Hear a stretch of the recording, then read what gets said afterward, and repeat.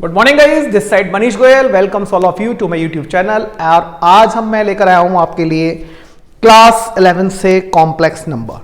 तो आज हम लोग डिस्कस करने जा रहे हैं कॉम्प्लेक्स नंबर के बारे में। तो इस वीडियो में सिर्फ और सिर्फ मैं आप लोगों के साथ ये एक्सप्लेन करने जा रहा हूं कि हमको कॉम्प्लेक्स नंबर की जरूरत क्यों पड़ी। इससे पहले आप लोगों ने 10th स्टैंडर्ड तक रियल नंबर के बारे में पढ़ा था और रियल नंबर में आप लोगों ने सारे even, odd, prime, integers, rational, irrational, ये सारे नंबर पढ़े थे। 10th क्लास में हमने एक चैप्टर पढ़ा था क्वाड्रेटिक इक्वेशन, जैसा कि आप सभी को याद होगा। और वहां पर हमने सॉल्यूशंस निकालते हुए हम लीनियर इक्वेशंस की बात करें, लीनियर इक्वेशन 1 वेरिएबल की बात करें या लीनियर इक्वेशन 2 वेरिएबल की बात करें, तो वहां हमारे पास डिफरेंट टाइप्स ऑफ सॉल्यूशन आया करते थे। जैसे मैंने आपसे कहा कि 2x + 4 = 8, तो मैं यहां से बोलूं तो 2x = कितना हो गया 4, तो x = कितना आ गया 2, तो यहां पे x की वैल्यू कितनी ऑब्टेंड हो गई आपको 2, जो कि आपका एक इवन नंबर भी है जिसे मैं पॉजिटिव इंटीजर बोल सकता हूं। तो कई सारी चीजें हैं, तो ज्यादा टाइम वेस्ट करने की जरूरत नहीं है हमें यहां पर इन सब चीजों में। हमारा मेन मोटो क्या है कि हमको कुल मिला के एक चीज सिखाई गई थी 10th क्लास में क्वाड्रेटिक इक्वेशन के अंदर, b² - 4ac, जिसको ये बोला गया था b² - 4ac, जिसको हम लोगों ने d के नाम से पढ़ा था। And that d = Dharacharya discriminant, Dharacharya formula में यूज हुआ था डिस्क्रिमिनेंट। वहां हमने ये सीखा कि b² - 4ac > 0, तो यहां पे हमारे सॉल्यूशन रियल एंड डिस्टिंक्ट थे, आप सभी को याद होगा। इसके बाद हमने सीखा कि अगर b² - 4ac = 0, तो यहां हमको मालूम पड़ा कि रियल एंड इक्वल सॉल्यूशंस थे। इसके बाद हमारी जो अगली बात आई थी, तो ये बोला गया b² - 4ac, और यहां पे ये बोला गया कि अगर <0 आया तो इसको बोला गया no real roots. It means roots तो आए लेकिन रियल नहीं थे। तो वो रूट्स कैसे थे यहां हमको बताया गया, और आज हम इस चीज को आगे लेकर चलते हुए बताते हैं कि हम लोगों को जरूरत क्यों पड़ी। तो देखिए, अगर मैं आपसे ये बोलूं कि x² या x² - 4 = 0, तो आपसे बोला गया x² = 4, तो व्हाट इज x, तो you know that x = ±2। But अगर कहानी यहां पे ये आ जाती है कि x² + 4 = 0, तो यहां से हमको मिला x² = -4। तो अगर मैं यहां x की वैल्यू ऑब्टेन करूं बच्चों, तो it will B was ± under के अंदर -4। तो ये जो वैल्यू हमारे पास निकल के आई अंडर के अंदर, इस वैल्यू को इमेजिनरी बोला गया, और यहीं से कॉम्प्लेक्स नंबर की शुरुआत होती है। ठीक है, तो जो ग्रेट मैथमेटिशियन यूलर थे, उन्होंने इसके कॉन्सेप्ट को दिया, राइट, EULER, यूलर जो थे उन्होंने इसके कॉन्सेप्ट को दिया, और उन्होंने बोला कि अगर x² + 1 = 0 है, तो मैं इसके सॉल्यूशंस निकालूं, तो हमें जो सॉल्यूशंस मालूम थे वो रियल नंबर्स की बात चल रही थी कि where x belongs to r। लेकिन जब मैं इसके सॉल्यूशन ऑब्टेन करूंगा, तो आप सब बच्चों को एक चीज तो क्लियर है, दिस इज -1। जब मैं इसको ऑब्टेन करूंगा, तो बच्चों ये क्या होने वाला है, प्लस अंडर के अंदर ये -1 जाने वाला है। तो इसके सॉल्यूशन मेरे को ये मिले प्लस माइनस अंडर के अंदर -1। तो यहां जो -1 है बच्चों, इस अंडर के अंदर -1 को the great mathematician Euler introduce by the symbol I। तो आज के बाद इसके सॉल्यूशन जो हुए वो x = कितने हुए, ±I। तो मेरा मानना यह है कि यहां तक मेरी बात सभी बच्चों को समझ में आ गई होगी कि अगर हमको इस टाइप के इक्वेशंस के रूट्स निकालने हैं तो हम किस तरीके से ऑब्टेन करेंगे। तो मैं जैसे बोलूं कि x² = -25 है, तो यहां से अब सब बच्चों को क्लियर हो गया होगा, मैं इसको ± अंडर के अंदर -25 लिख सकता हूं। और आपको मैं बता दूं कि ये कितना होने वाला है, ये होने वाला है -1 × 25। तो सभी बच्चों को मालूम है कि 25 का स्क्वायर रूट कितना है, इट इज 5। बचा कितना अंडर के अंदर -1, then this will be what, ±5i। तो इसके सॉल्यूशन x = ±5i। तो यहां से हमारी शुरुआत हुई एक इमेजिनरी नंबर की, और एक इमेजिनरी नंबर को और एक रियल नंबर को ऐड करके एक साथ लेके उन्होंने एक नए नंबर को बना दिया, और उस नंबर को बोला गया कॉम्प्लेक्स नंबर। राइट बच्चों, तो यहां पे कॉम्प्लेक्स नंबर की कहानी समझ में आ चुकी है कि मैंने आप लोगों को क्या बताया कि जो नंबर अंडर के अंदर माइनस में जाएगा वो इमेजिनरी कहलाएगा। तो जैसे मैंने यहां लिख दिया -7 अंडर के अंदर, तो मैं आपसे पूछूं कि इसको मैं इमेजिनरी फॉर्म में किस तरीके से लिखूंगा, तो सभी बच्चों को मालूम है आई कैन राइट इट -1 × 7, और जब मैं इसको सेपरेट करूंगा तो मेरा ये होने वाला है, इसको मैं जानता हूं इट इज आई, तो it will be what √7i। तो ये आपकी शुरुआत हुई कॉम्प्लेक्स नंबर की इमेजिनरी नंबर के साथ। इसके बाद आगे बढ़ते हुए उन्होंने क्या बताया, उन्होंने बताया कि अगर i = अंडर के अंदर -1 है और मैं इसका स्क्वायर कर दूं, तो सारे बच्चों को मालूम है जब इसका स्क्वायर होगा तो it will B -1, and i⁻³ की अगर मैं बात करूं तो बच्चों आई can write it i² × i, तो i² की वैल्यू कितनी होने वाली है -1, तो आई कैन राइट i³ को आई कैन राइट -i, और अगर मैं i⁴ लिख दूं तो आप सभी जानते हैं कि मैं इसको i² का होल स्क्वायर लिख सकता हूं। तो यहां पे i² की वैल्यू कितनी है -1, और -1 की पावर 2 कितनी होने वाली है 1। तो यहां तक बेसिक आप लोगों को क्लियर हो गया होगा। अब हमको करना क्या है कि अगर i की पावर 4 से बढ़ी जाती है, if the power of i is greater than 4, right, तो मैं अगर यहां लिख दूं i⁴n where n is greater than 4, तो you will have to divide the power by n will have to be represented in the division algorithm।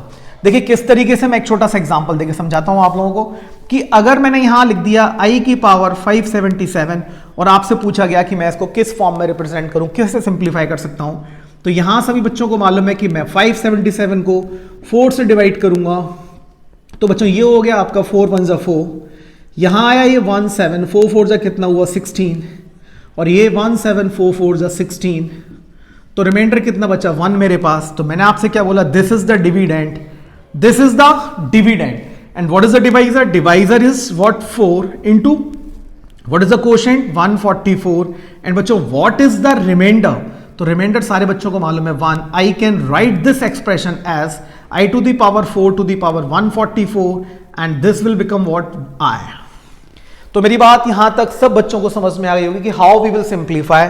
तो i⁻5 577 can be written as, इसकी value हमको मालूम है 1, तो this will be what i⁻5 577 can be written as only i। तो यहां तक आप लोगों को बात मेरी क्लियर हो चुकी होगी कि मैं आपको क्या समझाने जा रहा हूं।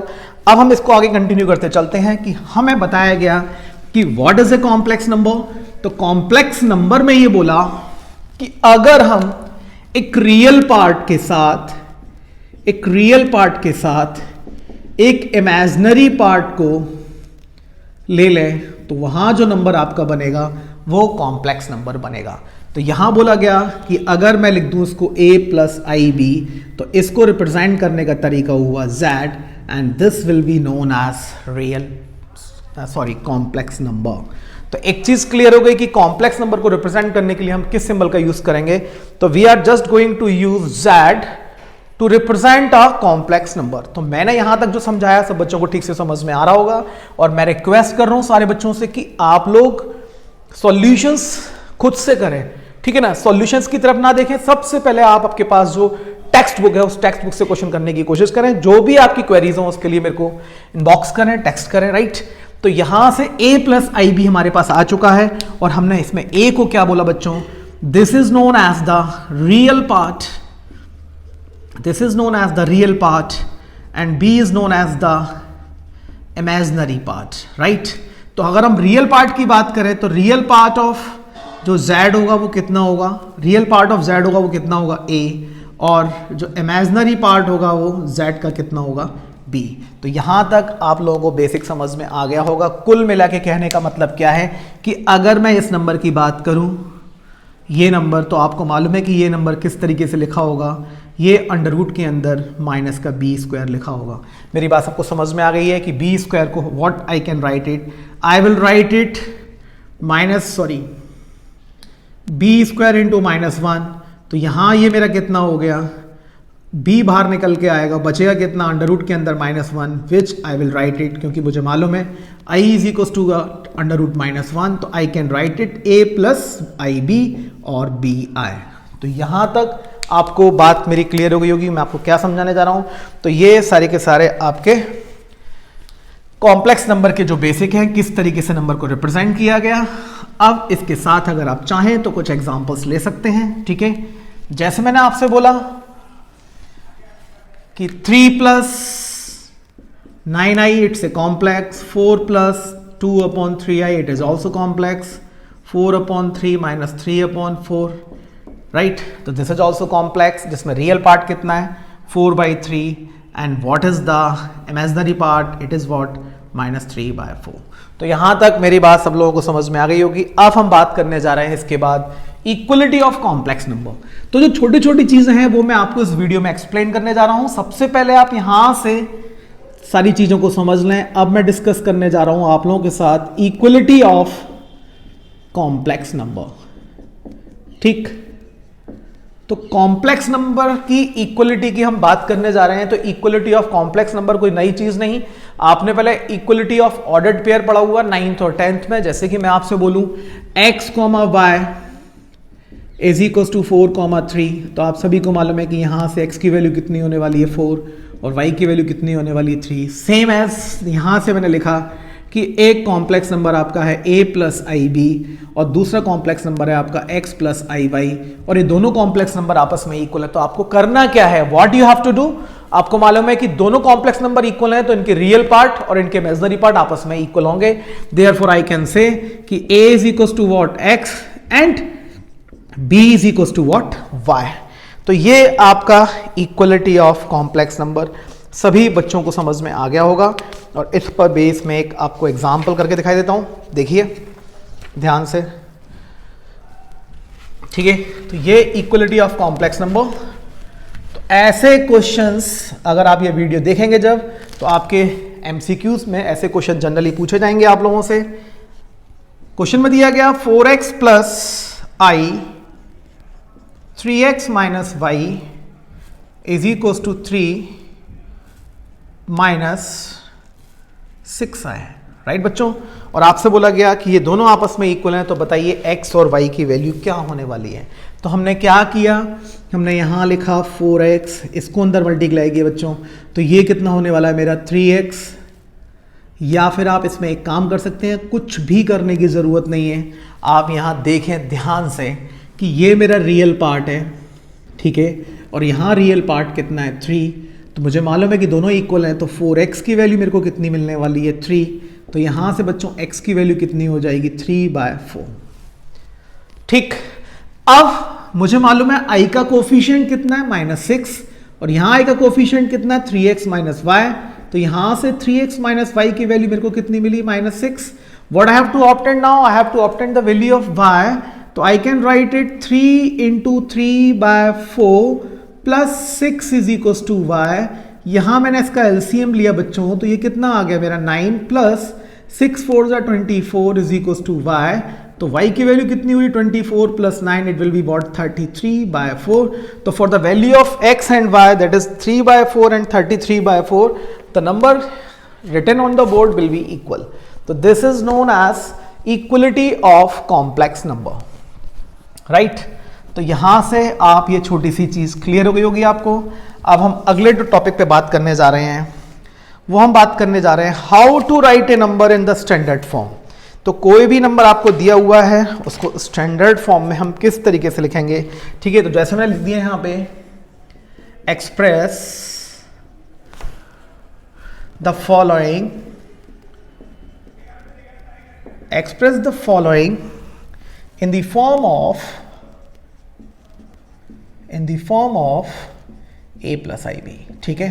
तो यहां हम छोटे छोटे क्वेश्चंस आप लोगों से डिस्कस कर रहे हैं, इसके बिहाफ पे आप लोग एक्सरसाइज करेंगे खुद से।